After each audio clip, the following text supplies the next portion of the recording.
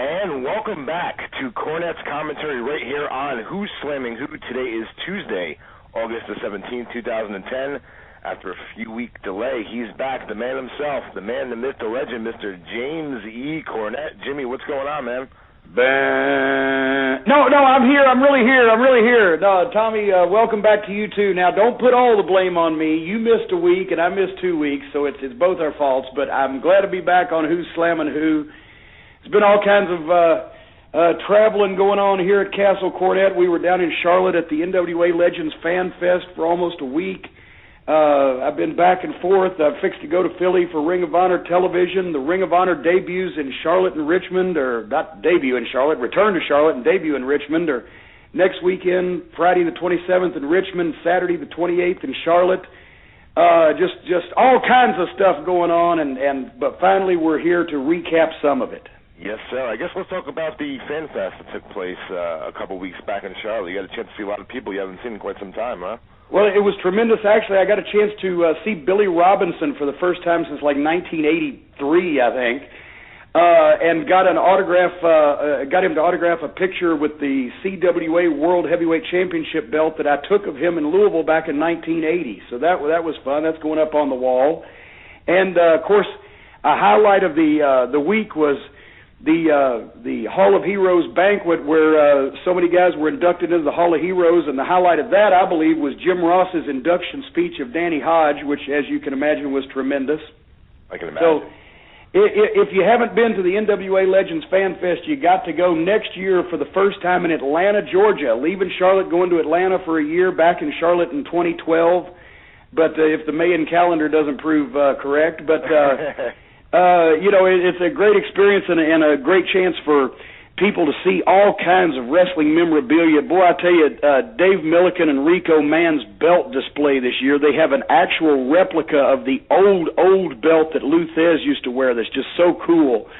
And just a good time was had by all despite the 110-degree heat index all weekend. It was really nice. Didn't Jim Ross host his own barbecue or something like that, too? JR's barbecue sauce was being slapped all over ribs and chicken and everything, and JR stopped by on Thursday night, right before my Q&A, to visit with the folks. And, of course, he was also signing autographs and doing things all weekend, so he was quite busy.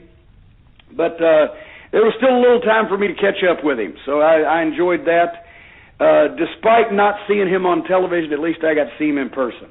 I know Sting was there, too. Did you get an opportunity to see him? No. I was at my Cornette's Collectibles booth. He was there on Friday morning only. And to be quite honest, I never knew he was there until he was gone. So, golly gee. Who were some of the other guys there that you enjoyed catching up with? Well, once again, of course, Sir Oliver Humperdinck was there, Skandor Akbar, Percy Pringle was there. Of course, I just saw him a few months ago at another reunion in Atlanta, but it's always good to see my managerial colleagues. I mean, literally, there was like 100 guys, past and present. I don't want to reel off too many names and leave anybody out, because then they'll get ticked off at me and stretch me next year in Atlanta, but it was fun. And, of course, there's no shortage of controversy. As soon as I come back, Eric Bischoff is running his mouth again, knocking the wrestling fans, insulting them, calling them names, telling them they don't know what they like, and they don't know what they want, and they don't want the right things. And I had to reply to him, Mr. Bischoff, because he claims that, he is the arbitrator of who draws money in professional wrestling. Did you hear about this? Yes, I did, actually.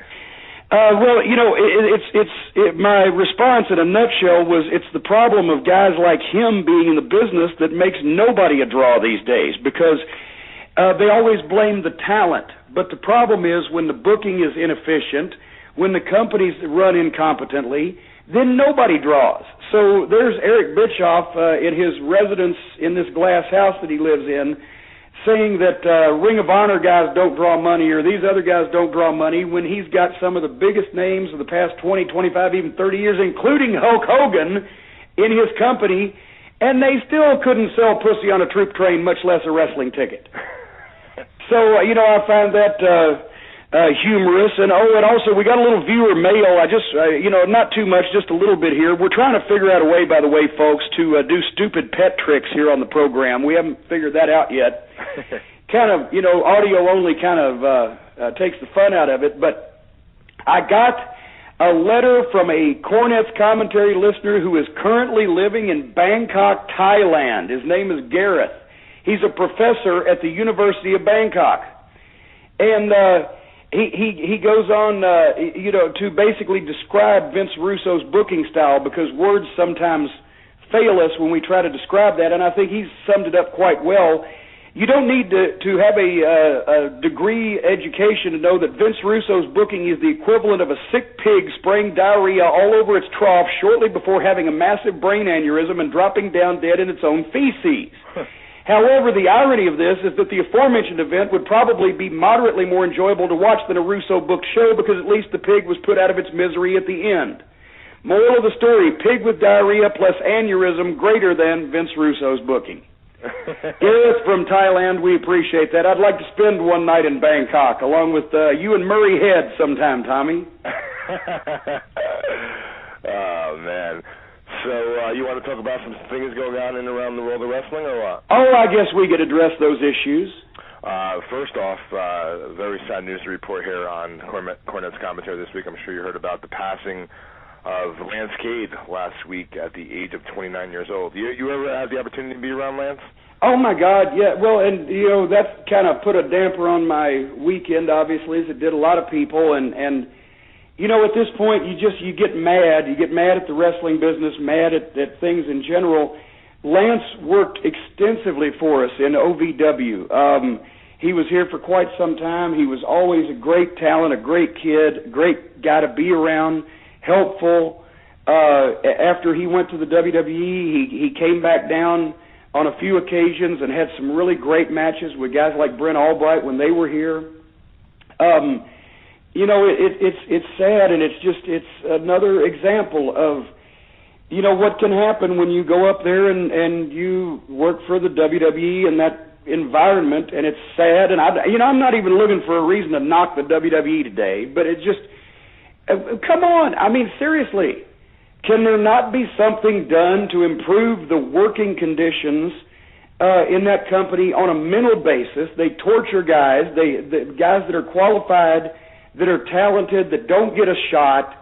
Then they're released, and they've been exposed on a worldwide level as something less than a main event star, even though their talent dictates they could be, just because of the, once again, shitty booking. And then they're left basically to flounder around, and at the age of 29, it's ridiculous. And I know a lot of people want to achieve their dream in professional wrestling, but sometimes, when you be careful what you ask for, because you might get it. And it just seems to me that somebody ought to figure that there might be some correlation between depression and drug problems and working for that company and the way they treat people mentally and physically. But, having said that, obviously it's a loss, because everybody liked Lance. Everybody that was around him. Even Bolin, who likes nobody, liked Lance Cade. So, we're going to miss him. He was a great kid with a great future, and it's just, it's sad to see. A couple of topics that we weren't able to hit on in the last couple of weeks, since we haven't been able to have the opportunity to do a show. One of them being Tyler Black has signed with World Wrestling Entertainment. Well, now, do you know he's put pen to paper, Tommy, or are you just banding around these suppositions as facts? Well, I'm just going by what I heard no. on the paper. Tyler Black basically, is putting his services out for bid, and he's had some nibbles because he's a great talent. As a Ring of Honor champion, he's really increased his profile over the past year. He's had some great matches. And from what's been put out, he is committed, at least in theory, to go up north, but there's this little matter of the Ring of Honor world title that he still holds. And he's got some Ring of Honor commitments coming up, including a high-profile defense on September 11th, but that's not the only commitment that he has left. So now It's a countdown. We're going to see what happens with the Ring of Honor World Title. We're going to see who can snatch it off of him before, if he goes anywhere, or if indeed anybody can. It's going to be interesting, and that's just another reason to watch more Ring of Honor shows.